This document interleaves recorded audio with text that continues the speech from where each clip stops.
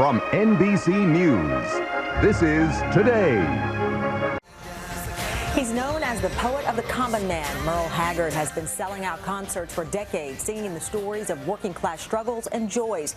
And despite setbacks, he's still on the road at the age of 75. Today, contributing correspondent Jenna Bush-Hager caught up with him in Tennessee. Good person to catch up with. Good morning, Jenna. He was a lot of fun. You know, to say that Merle Haggard is a legend in country music is an understatement.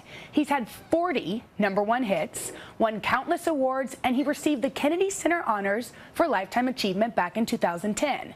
I sat down with him to see if there's anything that can stop the hag. Magic Mama. Merle Haggard is hard to scare, but after more than 50 years as one of country music's most influential singer-songwriters, earlier this year, Haggard feared his show was over. The first day in the hospital, they thought my cancer had returned. So about the first 30 hours, I was saying goodbye. But this one-time outlaw is still a fighter and beat pneumonia, stomach ulcers, and lung cancer. Now he is thankful, but not slowing down. I think when a man quits working, I don't know, he kind of gives up on everything, you know, so retirement's not in the picture at all. Actually, just the opposite. At 75, he's back on the road again,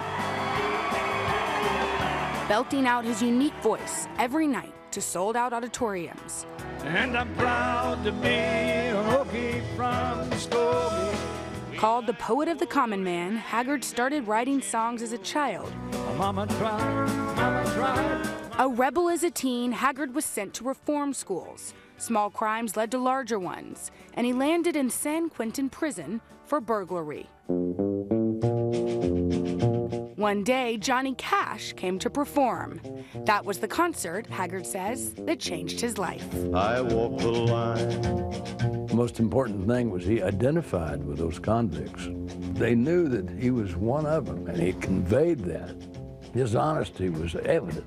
I hear that train a-coming. Haggard was released from prison in 1960 and didn't waste time getting his life on track.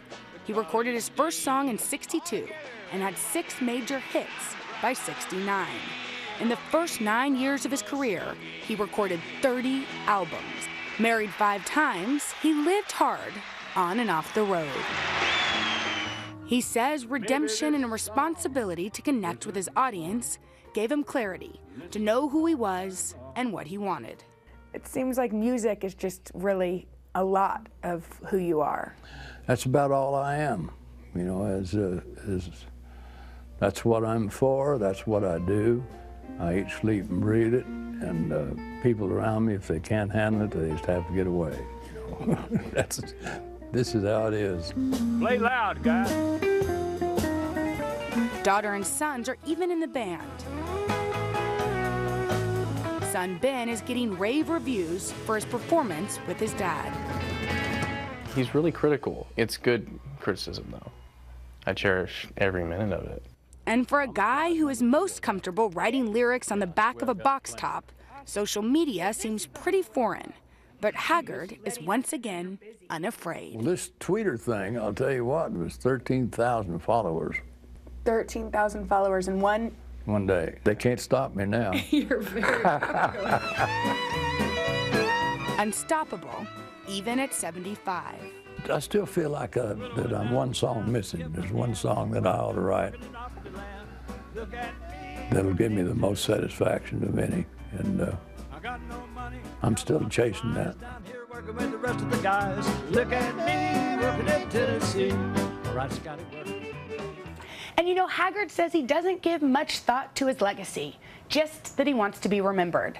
But clearly, his legacy is the hundreds of songs he's written, the iconic style he's created, and his children, who many of them will carry on his footsteps. They're all in his band. Wow. It's quite a family affair. Big shoes to fill, but when you have a coach like that teaching you the lessons of country music, you can't go wrong. Exactly. Good Texas stuff. woman, said by a Texas woman. 2 Texas girls. All right, thank you, Jenna. Thanks. Great job. We are back in a moment. This is Today on NBC.